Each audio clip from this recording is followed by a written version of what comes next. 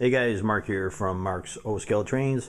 Just want to do a real quick video today on something I'm working on for the layout.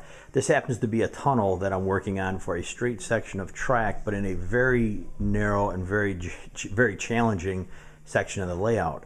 It's not really going to be seen easily, but I like to complete things. I don't like to just kind of put up a shell and leave it, just in case I'm doing a video and I'm passing through the tunnel. It's going to look pretty decent. But I'm doing something a little different here.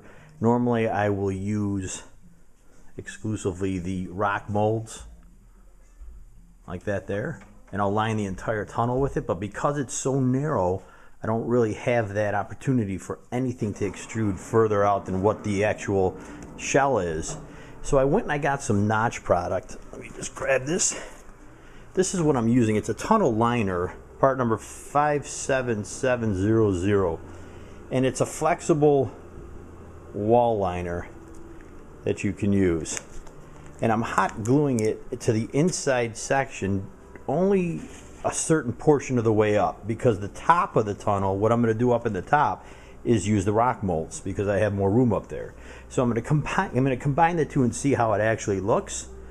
But I'm hot gluing this in now, and the hot glue does not bother this product. It's very flexible.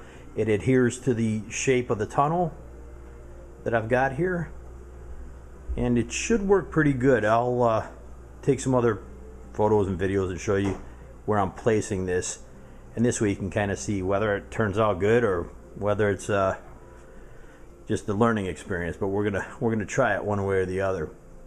But this is where I'm at this point. I'll finish doing the rest of the tunnel, and let me just show you the other side. See if we can, let's take a look. This is what it's gonna be like once move that. So that's kind of what it's gonna look like going all the way down. I'll even flip the tunnel over. Actually, maybe what I'll do is I'll stop the video, I'll finish gluing, and I'll have you take a look at what it looks like finished. Okay, so here's the inside after I finish gluing everything, and I know it's tough to see, but then again, that's the point. You're not really going to see a ton of this unless I'm running a camera through the tunnel, but I think it's going to look just fine. And up there on the top is where I'm going to do the rock molds, and then I'm going to have it meet the wall here and cover parts of that wall. It looks a little uneven there, but that's okay because it's going to be different.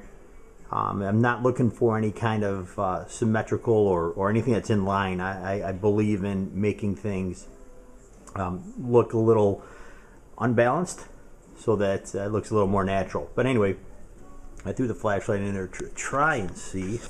I don't know how well it's going to look, but you get the idea. And these tunnels, when you're making them, God, they just look like a mess until you're actually complete and they're covered and painted and weathered. They actually come out pretty good. But that's going to be this section. Flip it back over, show you again through the underside. That's it. I'll take some more photos, post some videos or something just to see how this actually comes out once it's complete. But that's what I'm working on currently. Yep, it's summer, but you know, I mean, I don't really necessarily have a train season, but I do most of my work during the winter and the fall, spring. But this is what I'm doing right now, and we'll talk to you guys soon.